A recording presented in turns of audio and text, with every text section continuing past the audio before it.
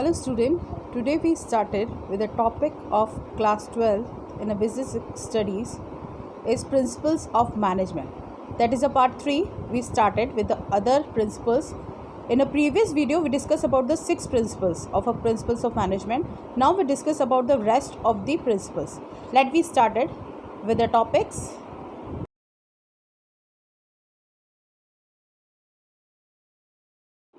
Now student, we discuss about the 7th principle, that is enumeration.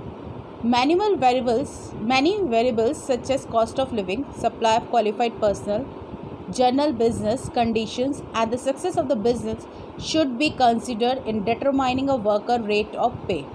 See, इसका मतलब होता है कि जो हम न्यूमरेशन से मतलब होता है सैलरी या वेजेस जो हम एम्प्लॉयज़ को देते हैं वो जस्ट इक्विटेबल होनी चाहिए, यानी मैक्सिमम सेटिस्फेक्शन गेन होना चाहिए एम्प्लॉयज़ को भी और ऑर्गेनाइजेशन को, यानी जो भी पेड की जा रही है वो फेयर वेजेस होनी चाहिए, सैलरीज होनी चाहिए, ताकि उनका स्टैंडर्ड ऑफ लिविंग के अकॉर्डिंग उनका पैसा मिलना चाहिए. अगर हम ये चीज़ उनकी कैपेसिटी के अकॉर्डिंग नहीं बेयर कर सकते हैं तो कोई भी हमारे ऑर्गेनाइजेशन में काम नहीं करना चाहेगा. तो यहाँ पर फेयर वेजेस सैलरीज मिलनी चाहिए, यानी जितना वो काम दे रहे हैं उसके अकॉर्डिंग उनको वर्क की पे मिलनी चाहिए. एग्जांपल बता दी हूँ, एक आदित्य है, वो टॉय मैन्युफैक्चरिंग कंपनी में जॉब करता है. अब वहाँ के मैनेजमेंट ने उसको वर्क का बर्डन बढ़ा दिया, वर्किंग आवर्स भी इंक्रीज़ कर दिए. तो हमें क्या करना पड़ेगा, उसकी न्यूमरेशन को भी इंक्रीज़ करना पड़ेगा, क्योंकि हमने वर्क लोड भी इंक्रीज़ किया है.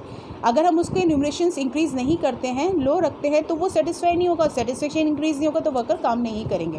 तो 7th प्रिंसिपल जो है न्यूमरेशन का, यानी इक्विटेबल फेयर वेजेस होनी चाहिए जो वर्कर काम कर रहा है उसके अकॉर्डिंग. नेक्स्ट आते हैं 8th प्रिंसिपल पे. Now student, we discuss about the centralization and decentralization. That is the 8th principle of principal management. See, what is the meaning of centralization? Centralization means power in a one hand. जब किसी organisation में power superior level पे होती है, यानी top management के पास होती है, अथॉरिटी केवल उसी के हाथ में होती है और किसी के पास नहीं होती, वो होती है सेंट्रलाइजेशन फॉर्म.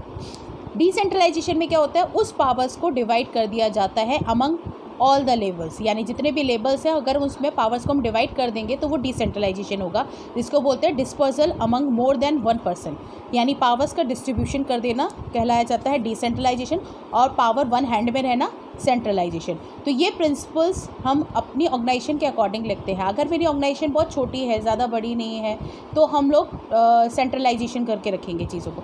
और मेरी ऑर्गेनाइजेशन अगर बहुत बड़ी है, लार्ज अमाउंट में वर्क होता है, लार्ज स्केल का वर्क होता है, तो मुझे पावर्स को डिसेंट्रलाइजेशन करना पड़ेगा, क्योंकि हम वन हैंड पे पावर्स रखेंगे तो डिसीजंस लेट हो सकते हैं, बट डिसेंट्रलाइजेशन में डिसीजन लेट नहीं होंगे. तो इसलिए centralisation decision according to organisation हम लोग डिसाइड करते हैं कि हमें सेंट्रलाइज पावर्स यूज़ करनी है या डिसेंट्रलाइज पावर्स यूज़ करनी है. नेक्स्ट आते हैं 9th प्रिंसिपल पे. Now student, we discuss about the 9th principle, that is a scalar chain. What is the meaning of scalar chain? A line of authority. It means in organization there is a two parts, that is a superior and subordinates. So there is a formal lines of authority from highest to lowest ranks are known as scalar chain. यानी एक ऐसी formal lines होती है powers की जिसमें हम लोग highest से लेके नीचे की तरफ आते हैं, यानी जो पावर्स होती है ऊपर ज़्यादा होती है, फिर नीचे नीचे धीरे धीरे उसी पावर्स को हम डिवाइड करते हैं, या फिर हमें कोई भी इंफॉर्मेशन कन्वे करनी होती है तो हाईएस्ट से लोअर होती है. तो स्केलर चेन में चेन ऑफ अथॉरिटी ही इसलिए बोला जाता है क्योंकि कम्युनिकेशन भी इसी लेवल में किया जाता है. तो एक आपको डायग्राम दिखाई दे रहा है, इस डायग्राम के अकॉर्डिंग बताती हूँ. यहाँ पे हेड है ए, जो कि 2 लाइन्स अथॉरिटी बना रखी है उसने. एक लाइन में कंसिस्ट है BCDE और अनदर लाइन अथॉरिटी में जो है वो LMNO है. तो जो E है वो कम्युनिकेट करेगा O के साथ. आपको लाइन दिखाई दे रही है, जो E है वो कम्युनिकेट करेगा with O who is the same level of authority, यानी सेम लेवल पर है तो वो उससे कम्युनिकेट करेगा. और अगर ट्रांसफर्स रूट्स में जाना तो E, D, C, B, तो ये सब ऐसे हैं कि जो हमें एक लेवल में ऊपर से लेके नीचे तक के लिए आना है कम्युनिकेशन करते वक्त. कभी भी ऐसा नहीं होता कि CEO से मिलने के लिए एक नॉर्मल वर्कर्स भी जा सके, नहीं जाता. वो पहले किस पे जाएगा, अपने सुपरिटेंडेंट पे जाएगा, उसके बाद वो मैनेजर पे जाएगा, उसके बाद वो कहीं इन्फॉर्मेशन ऊपर तक जा पाएगी. लेकिन कभी कभी इमरजेंसी में कोई कम्युनिकेशन करना पड़े तो उस चीज़ के लिए एक टर्म यूज़ किया गया है गैंग प्लान. ये शॉर्टर रूट होता है जिसको हम हमें कम्युनिकेशन को डिले नहीं करना है और हमें इमरजेंसी में बात करनी है तो हम डायरेक्टली CEO से मिल सकते हैं, वो गैंग प्लैंक होता है. तो ये वर्ड इसमें यूज़ किया जाता है गैंग प्लैंक. तो जनरली अगर डायरेक्टली मुझे मिलना हो सुपीरियर से तो मैं गैंग प्लैंक के ही थ्रू मिल सकती हूँ इमरजेंसी के केस में, अदरवाइज़ कोई भी फॉर्मल कम्युनिकेशन नहीं किया जा सकता। तो स्केलर चेन में अथॉरिटी टॉप टू बॉटम आती है, तो ये स्केलर चेन होता है और उसमें जो टर्म यूज़ किया गया गैंग प्लैंक, ये शॉर्टर रूट होता है जिसको हम यूज़ करते हैं इमरजेंसी केस में। नेक्स्ट आते हैं 10th प्रिंसिपल पे। Now student we discuss about the 10th principle, that is the order. Both material and the social order are necessary. Material और सोशल ऑर्डर से मतलब होता है कि जो हमारे लोग काम कर रहे हैं और जो हमारा मटेरियल जिसको हम यूज़ कर रहे हैं वो प्रॉपर्ली सीक्वेंस में लगा होना चाहिए, यानी it should be a place for everything and everyone in an organization. That thing or person should be found in its allotted places. हम लोग का जैसे का ऑफिस होता है तो सबको एक अलॉटेड किया जाता है ऑफिस, तो उसी ऑफिस में बैठ के अपने कंप्यूटर पे सब वर्क करते हैं, तो ऑर्डरली वो अरेंज किए जाता है तब वो वर्क होता है। तो ये ऑर्डर प्रिंसिपल का मतलब होता है पूरे सिक्वेंसली सारे वर्क को कंप्लीट करना। तो एग्जांपल बताती हूँ, head of the marketing department में allotted an office room, the typist a particular table and the foreman to supervise a workshop. तो these things are the properly sequence in a manner, so people are found in a office. So अगर orderly में cheeses में मैं changes कर देती हूँ तो हमें क्या प्रॉब्लम होगी, कम्युनिकेट करने में प्रॉब्लम हो सकती है, उस व्यक्ति को फाउंड करने में प्रॉब्लम हो सकती है। तो इस प्रिंसिपल का मतलब है कोई भी चीज़ें ऑर्डर में लगी होनी चाहिए तो उसको राइट प्लेस पे, राइट जगह पे और राइट पर्सन उसे वर्क करता हुआ दिखना चाहिए। तो ये प्रिंसिपल इस तरीके से फॉलो किया जाता है। नेक्स्ट आता है principal 11। Now students, in principle 11, equity. In running a business, a combination of kindliness and justice is needed. Treating employees well is important to achieve equity. इस प्रिंसिपल के अकॉर्डिंग जो मैनेजर होता है उसका बिहेवियर इक्वल होना चाहिए, यानी equal treatment चाहिए। ऐसा नहीं किसी एक एम्प्लॉयज़ के साथ बहुत ज़्यादा अच्छा और एक एम्प्लॉयज़ के साथ बिल्कुल अच्छा नहीं। तो बिहेवियर जो होना चाहिए वो बहुत ज़्यादा काइंडली होना चाहिए, लॉयल्टी डिवोटेड होने चाहिए और हर किसी व्यक्ति को इक्वलिटी के साथ काम करते हुए होना चाहिए। तो इक्विटी प्रिंसिपल यूज़ किया जाता है इक्वालिटी के लिए।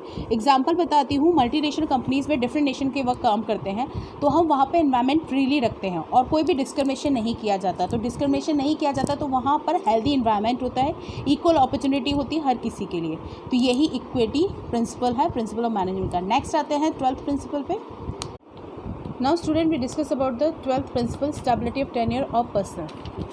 See, employees work better if job securities and career progress can assure to them, and insecure tenure and a high rate of employees turnover will affect the organization adversely. See, इस principal में क्या होता है, जब भी हमने किसी employ को सिलेक्ट किया है और उसको कुछ टाइम पीरियड के लिए हमने पोजीशन पर होल्ड करके रखा फिर चेंज कर दिया तो इससे उसकी एफिशिएंसी पे इफेक्ट कर सकता है और ऑर्गेनाइजेशन के लिए भी अच्छा नहीं होता। और क्योंकि जब तक जॉब सिक्योरिटी किसी के पास नहीं होगी तो वो काम क्यों करेगा ऑर्गेनाइजेशन के अंदर। तो इसलिए जब भी किसी व्यक्ति को रिक्रूट किया जाए है तो उसको एटलीस्ट मिनिमम टाइम ड्यूरेशन देना चाहिए ताकि वो उस जॉब से फैमिलियर हो पाए, जो उसको पोजीशन मिले उसको होल्ड करे लंबे टाइम तक और काम अच्छे की एफिशिएंसी इंक्रीज़ कर पाए, तब उसके बाद उसमें कहीं चेंज ओवर करना चाहिए। ये नहीं कि बहुत जल्दी उस टाइम पीरियड में उसके चेंजेस कर देने चाहिए। तो स्टेबिलिटी बहुत ज़रूरी है किसी भी एफिशिएंसी को इंक्रीज़ करने के लिए। नेक्स्ट आते हैं 13 प्रिंसिपल पे।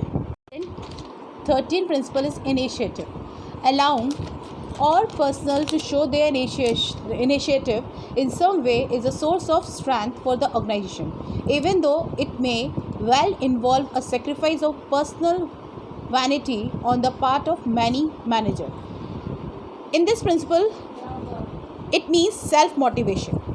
इनिशिएटिव से मतलब होता है कभी भी आपको कोई काम की अपॉर्चुनिटीज़ दी जा रही है तो पहले से आप खुद आके उस वर्क को करिए।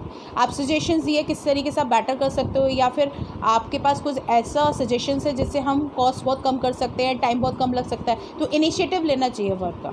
तो इनिशिएटिव से क्या होगा, इंकरेजमेंट भी होगा, उसको सेल्फ मोटिवेट भी होंगे, कॉन्फिडेंस लेवल भी इंक्रीज होगा और इससे हमारे अंदर एक इंकरेजमेंट वाली फीलिंग भी जनरेट होगी और एक तरीके से वर्क के प्लान्स भी बहुत इंप्रूव होते हैं क्योंकि फ्यूल के अकॉर्डिंग बोला गया worker should be encourage to develop and carry out their plans for improvements.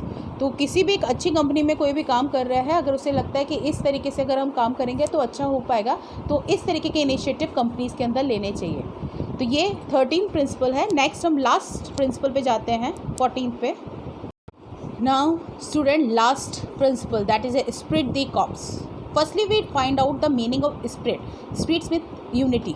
The crops unity is a strength. Spirit दी मतलब का मतलब होता है कि जो हमारे सब साथ में जो स्प्रिट होती है, हम जो साथ में मिलके काम करते हैं, that we call esprit de corps.